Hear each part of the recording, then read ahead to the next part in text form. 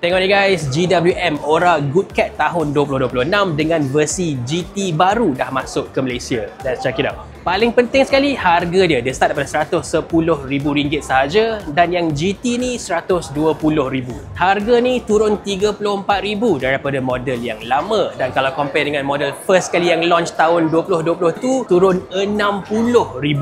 So kalau sebelum ni susah nak justify beli model ni, sekarang baru masuk akal lah. Selain tu ada beberapa perubahan juga. Model lama ada 2 pilihan bateri, sekarang 1 sahaja NLFP. And dia punya gear selector pun dia tukar daripada rotary dial dekat tengah jadi column mounted shifter belakang steering. Aura Good Cat ni masih lagi CBU dari Thailand. Battery pack dia pun dibuat di Thailand tau. Kenapa bukan Malaysia? Tak tahulah. Bateri baru ni sebenarnya kecil sikit, so dia punya range pun slightly lower than before. 400 km untuk versi biasa, 380 km WLTP untuk the GT version. Tapi at least bateri LFP ni lagi senang nak maintain, boleh charge to 100% more often.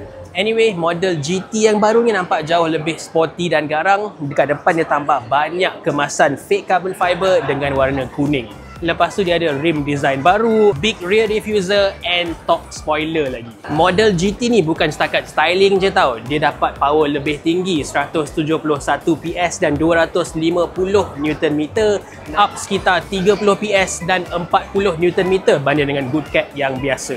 Dekat dalam ni pun, kabin GT semua hitam dengan kemasan kuning dan kerusi depan dia sport bucket seats. Yang versi biasa pula ada 3 pilihan warna, each one dengan its own unique interior combination.